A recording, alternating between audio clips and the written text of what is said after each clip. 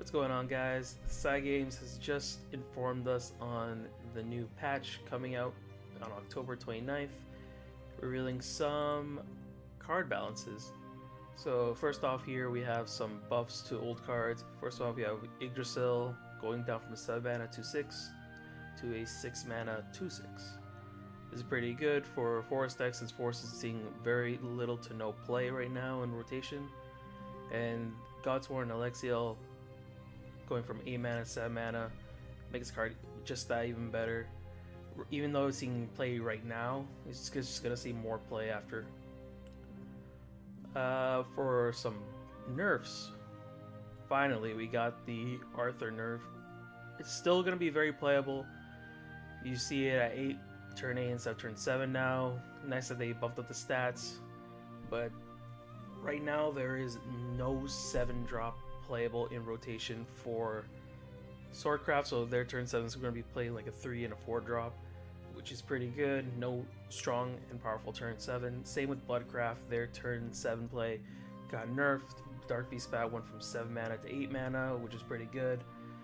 You have to wait an extra turn to kill them with Darkbeast Bat, gives you an extra turn to kill your opponent. And then also we have the Gremory Nerf. Her enhance becomes 6 to 7, which is huge in Unlimited. In rotation, not that much. Still going to be very powerful in rotation. One turn later in hands doesn't mean that much, especially since with Arcus, you just play all your cheap creatures and it would just work out from there. In Unlimited though, it takes one more turn just to kill your opponent off, because it used to be a turn 5 play. You play a bunch of dudes. Also turn 4 you play Prince of Catacombs. They all survive. You play more dudes, and then turn 6 you do this. Now in turn 7 you most likely will not gonna do this, because in turn 7 you want to do more like Demon Lord Ector and stuff like that. But yeah, that's a pretty big nerf. Next in terms of nerf we have Floros. Went from being anytime you take the 4 damages turn to has to be turn 3 or later. This does not seem like a huge nerf at all. Most of the times I see Floros drop like on turn 3 or 4 anyway from its effect. It does stop the turn 1, turn 2 Floroses, which are... Turn 2 is not that devastating. Turn 1 is pretty devastating, but I feel like they could just hit the 0 mana amulet instead of just doing this. It would just save so much trouble, because they're the only cards that help you get out Floros turn 1. Gift of Bloodkin could also be considered, but I think it's just a fine card. It's mainly just the 0 mana amulet. Like, they nerfed the 0 mana amulet for Haven, but they didn't hurt it for Bloodcraft, which is weird. Next up, Galmu got nerfed. Now, instead of whenever she takes damage and survives, it's only once each turn now, which is huge, because it used to help you just clear out all the whole board just instantly. There's also when she got evolved, so this is her evolved effect. So assuming everything else is unchanged, assume she still has her enhanced 7 and all that stuff. So yeah, she's still gonna be very playable, she's just gonna be less useful. And the last nerf we have here is Weathered Vanguard. This is mainly because of Arena. It's one of the main contributors to how Sword wins in Arena.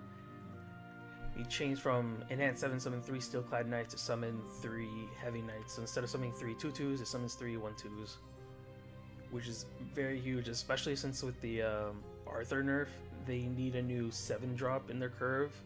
This would have been a perfect substitute. Now it's just pretty bad. So let's see why. You see here, Swordcraft in rotation, 56.6% win rate. Arcus 56.2. I didn't think it was that high, to be honest, but it is apparently. And mid-range Shadowcraft 55.8, 54.6 Disdain, and 54 Darkbeast Bet. As they say, Arthur is one of the main contributors to the deck winning. It is such a strong card, especially on turn 7. Just fills your board up. Once you had nothing, you just have 5 creatures out randomly. Darkbeast Bat, main card, why Budcraft wins. Gremory, like I said, is mainly for unlimited. Even though it's at 1, it's still a very powerful card. In the rotation, it's also very powerful, but 7, I think it will not change it that much. And like I said, Floros is like it's like a bad nerf they did. They should have just hit the amulet. Yamu is a key card, but it will still be a very powerful deck, I assume.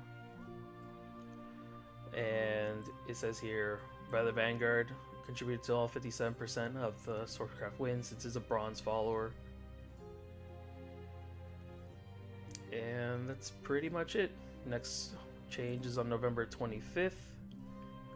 So what do you guys think of these nerfs? Please leave your opinions in the comments down below. And Gene out.